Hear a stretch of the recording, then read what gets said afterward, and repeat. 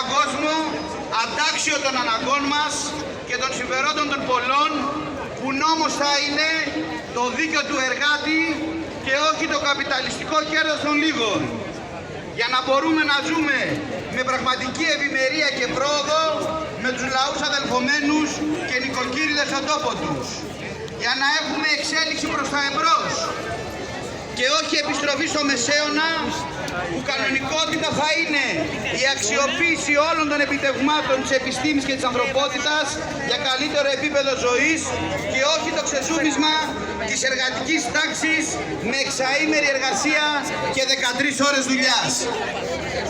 Σε αυτή την πορεία, σε αυτούς τους δρόμους της εργατούπολης του Πειραιά έχουν γραφτεί λαμπρές ιστορίες αγώνα και θυσιών.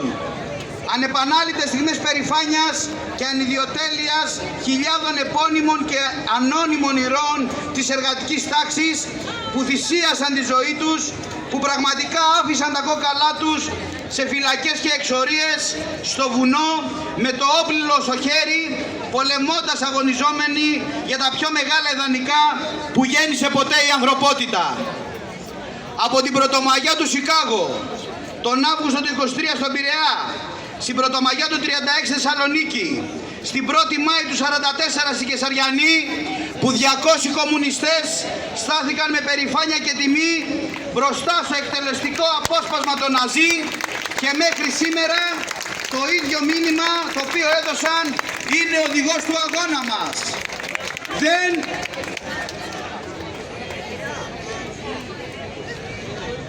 Δεν λυγίζουμε, δεν υποχωρούμε, δεν τρομοκρατούμαστε, δεν συμβιβαζόμαστε με τη βαρβαρότητα της καπιταλιστικής εκμετάλλευσης, των πολέμων, της προσφυγιάς και της φτώχειας. Οι έντοξοι αγώνες των ναυτεργατών, των μεταλλεργατών, των λιμενεργατών αλλά και άλλων είναι η μεγαλύτερη κληρονομιά μας. Στο ερώτημα ή τα κέρδη τους ή οι ζωές μας, απαντάμε ενώνοντας τη φωνή μας με τους ήρωες και τους νεκρούς της τάξης μας. Συνεχίζουμε στον ίδιο δρόμο, για τον ίδιο τελικό προορισμό, για να γίνουν πραγματικότητα όσα ονειρευόμαστε, για όσα αγωνιζόμαστε για μας και τα παιδιά μας, για να μην ερχόμαστε αντιμέτωποι κάθε λίγο και λιγάκι με τέμπη, μάτι, με πνιγμένους πρόσφυγες και νεκρούς εργάτες στους χώρους δουλειάς. Κρατάμε σταθερή πορεία προς το μέλλον που έχουμε ανάγκη και χτίζουμε το αύριο με τους αγώνες του σήμερα. Αυτό το ύψιστο καθήκον μας θα το φέρουμε εις πέρας, χωρίς να φοβόμαστε τις δυσκολίες και την εξουσία των λίγων που τσακίζει τη ζωή μας, χωρίς να λυπηθούμε όλες τις απαραίτητες θυσίες που απαιτούνται.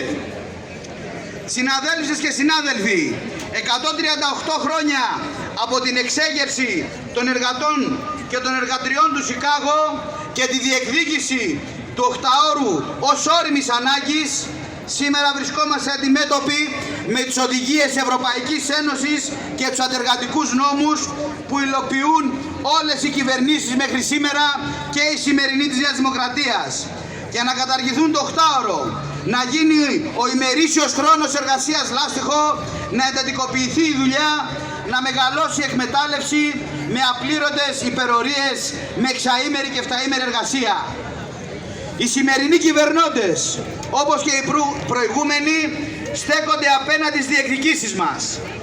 Στο πραγματικό πρόβλημα το οποίο αντιμετωπίζουμε όλοι, ότι δηλαδή ο μισθός μας δεν φτάνει για να βγει ο μήνας, αφού ο μέσος μισθός είναι μειωμένος κατά 26% σε σχέση με το 2009, και την ίδια ώρα που η ακρίβεια και οι ανατιμήσεις έχουν φτάσει στο Θεό, αυτοί με σταθερότητα προωθούν όσα έχουν ανάγκη οι αφεντάδες τους, όπως οι Έλληνες εφοπλιστές που δίνουν χρήμα για να πάει η φρεγάτα Ύδρα στον πόλεμο, και από τη μια να σκορπίσει θάνατο και από την άλλη να μας μετατρέψει εμάς σε στόχο.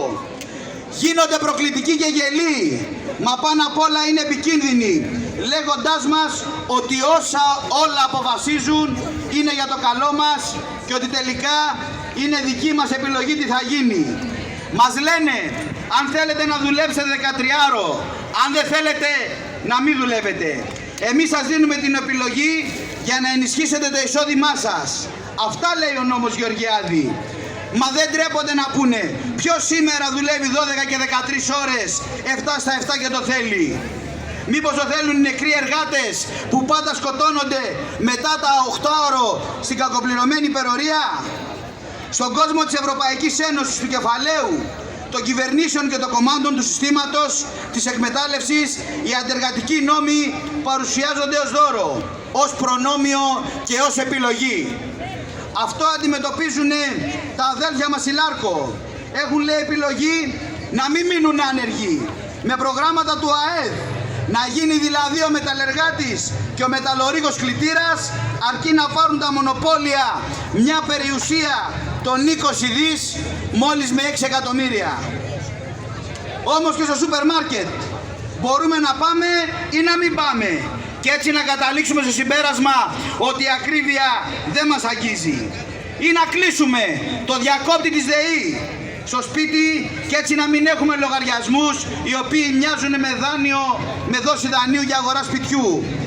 Η σταθερότητα που επικαλούνται η σημερινή κυβέρνηση της Νέας Δημοκρατίας, όπως και προηγούμενα του ΣΥΡΙΖΑ και του ΠΑΣΟΚ, σημαίνει να είμαστε εμείς οι πολλοί με πολλά άλυτα προβλήματα, με ακάλυπτες ανάγκες και το κεφάλαιο με λυμμένα τα χέρια.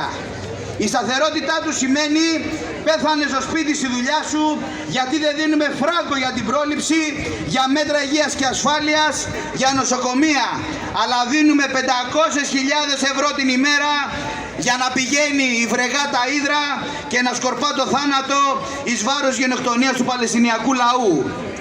Αντί σήμερα, το 2024, να μιλάμε για μείωση του χρόνου δουλειάς, για μισθούς και μεροκάματα που να ανταποκρίνονται στη σημερινή κατάσταση και τις ανάγκες μας, συζητάμε για όσα πάλευαν οι εργαζόμενοι πριν από 138 χρόνια.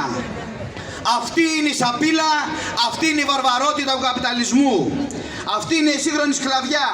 Η προσπάθεια να αλυσοδέσουν τους εργαζόμενους, τους μικρομεσαίους αγρότες, την νεολαία, τους συνταξιούχους, να κατοχυρίσουν ότι αυτή η σαπίλα, ο κόσμος εκμετάλλευσης, είναι μονόδρομος.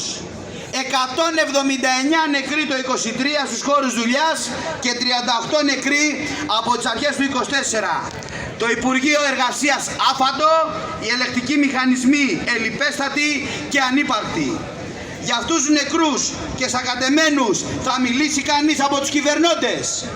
Από αυτούς που επικαλούνται τη σταθερότητα της χώρας θα μιλήσει κανείς για τους πλημμυρισμένους κάθε χρόνο, για τις καμένες περιουσίες, για όλους όσους θυσιάζονται στην πολιτική κόστους ωφέλους που είναι βασική κατεύθυνση της Ευρωπαϊκής Ένωσης και τη στηρίζουν όλα τα κόμματα του κεφαλαίου?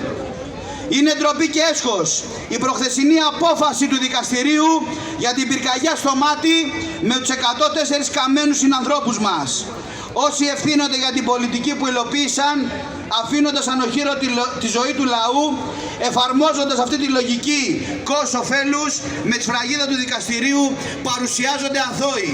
Ακόμα και αυτοί οι λίγοι για επιχειρησιακούς λόγους εξαγοράζουν όσο πάει ένας καφές την ποινή τους.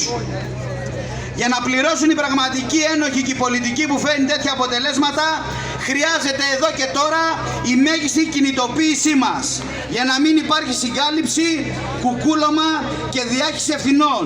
Το ίδιο δηλαδή που επιδιώκουν και με το προδιαγεγραμμένο έγκλημα των τεμπών από την πρώτη στιγμή με διάφορα τεχνάσματα και μεθοδεύσεις. Ποντάρουν ότι ο χρόνος θα σβήσει τις ευθύνες τους από τη μνήμη του λαού και ότι το έγκλημα θα ξεχαστεί. Δεν πρόκειται κάτι τέτοιο να συμβεί. Το παίρνουμε εμείς επάνω μας. Ο λαός, τα σωματεία, η νεολαία. Συναδέλφισες και συνάδελφοι, κανείς από αυτούς δεν μιλάει για όλα αυτά τα οποία μας μαυρίζουν τη ζωή. Ούτε η σημερινή κυβέρνηση, ούτε οι προηγούμενες, καθώς και οι συμπληρωματικές δυνάμεις οικολαούζοι τους, που ομογνωμούν και ταυτίζονται στην ψήφιση και τη στήριξη των αντεργατικών νόμων και την υλοποίησή τους. Όλοι τους, όποια μανδύα και να φορέσουν, συμφωνούν στην Ευρωβουλή και μας φέρουν εδώ με ραβασάκι τους νόμους που μας επιβάλλουν όλα αυτά τα βάσανα. Η συμφωνία τους είναι τέτοια που κανείς παντρεύεται. Αναρωτιόμαστε, ποιος από αυτούς θα φωνάξει ότι για να γίνουν αντιπλημμυρικά έργα πρέπει το κόστος κατασκευής να είναι μικρότερο από το κόστος αποζημίωσης. Προτιμούν συνάδελφοι να κάνουν κηδείες γιατί κοστίζουν λιγότερο. Και από την άλλη δίνουν ευχολόγια και ψεύτικα λόγια παρηγοριάς. Η δική μας φωνή πρέπει να ακουστεί δυνατά, γιατί εμείς έχουμε το συμφέρον να κάνουμε πράξη όσα προστατεύουν τη ζωή μας. Όπως ακόμη πιο δυνατά πρέπει να ακουστεί η φωνή μας απέναντι στους πολέμους που διεξάγουν για τα συμφέροντα των καπιταλιστών, ματώνοντας ολόκληρους λαούς. Στην Παλαιστίνη συντελείται γενοκτονία από το κράτος δολοφόνου του Ισραήλ απέναντι στο Παλαιστινιακό λαό, απέναντι σε γυναικόπαιδα. Στην Ουκρανία οι καπιταλιστικές δυνάμεις λύνουν τις διαφορές τους με τα όπλα.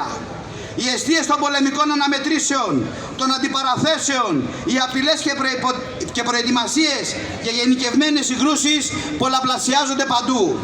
Η χώρα μας, με ευθύνη της σημερινής κυβέρνησης Νέας Δημοκρατίας, όπως και των προηγούμενων, έχει άμεση εμπλοκή στους σχεδιασμούς του ΝΑΤΟ. Κρύβουνε ότι στη χώρα μας φυλάγονται επικίνδυνα όπλα, ακόμα και απαγορευμένα από τις διεθνείς συνθήκες. Στέλνει όπλα στην Ουκρανία, ακόμα και βόμβες λευκού φωσφόρου. Έχει κάνει τη χώρα μας κέντρο αποθήκευσης και αποστολής απλισμού του ΝΑΤΟ. Αυτές τις μέρες, εδώ στον Πειραιά, στο μεγαλύτερο λιμάνι της χώρας, ξεφορτώθηκαν φορτία με χημικά όπλα που είχαν προορισμό το Ιράν. Δίνουνε λιμάνια, αεροδρόμια, σιδηροδρόμους για να μεταφέρονται όπλα στις εστίες του πολέμου για την υποστήριξη όλων των σχεδιασμών του ΝΑΤΟ και της Ευρωπαϊκής Ένωσης. Με αυτό το...